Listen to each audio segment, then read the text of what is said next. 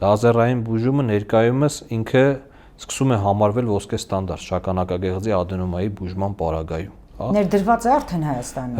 Իհարկե ներդրված է, մեր կլինիկայում ներդրված է, ստանդարտիզացված է, մենք հստակ գրեթե բոլոր շագանակագեղձի ադենոմայի հետ կապված վիրահատությունները լազերային եղանակով ենք կատարում, եւ դա, այսպես ասած, մեր առօրյա կյանքի ռիթմն է դարել վիրահատարանում, որ շագանակագեղձի ադենոմաների մեծ մասը, ճնշող մեծամասնությունը կատարվում են լազերային տարբերակով։ Կատարվում է լազերային էնուկլեացիա շագանակագեղձի, ամբողջական ադենոմատոզ հյուսվածքը հեռացվում է եւ հիվանդը ունենում է շատ լավ ֆունկցիոնալ արդյունքներ հետվիրահատական շրջանում։ Եվ առհասարակ լազերը ուրոլոգիայում այսպես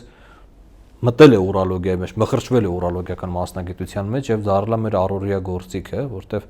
քարերի հետ կապված գրեթե բոլոր վիրահատությունները մենք լազերային տարբերակով ենք կատարում, շագանակագեղձի հետ կապված բոլոր վիրահատությունները լազերային տարբերակով ենք կատարում եւ հետվիրահատական ընթացքում այսպես միանշանակ շատ թեթև, հանգիստ, կարճ հետվիրահատական շրջաններ են ունենում հիվանդները ու շատ լավ արդյունքներ են լինում փառք Աստծո։ Ուրիշ բան է, որ վիրահատությունից հետո, այո, կարող են մնալ որոշակի սիմպտոմներ, որոնք կապված չեն կոնկրետ շագանակագեղձի ադենոմայի առկայության հետ, կաթե չկա,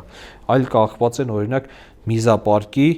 երկար տարիներ ծանրաբեռնված աշխատող միզապարկի նյարդային կարգավորումների հետ։ Իսկ դա վերականգնվում է ընթացքում։ Որոշ հիվանդների մոտ ժամանակի ընթացքում վերականգնվում է, որոշ հիվանդների խնդիրը պահանջում է ինչ որ դեղորայքային օգնություն, դեղորայքային բուժում, որով իրենց գանգատները կհանգստացնի։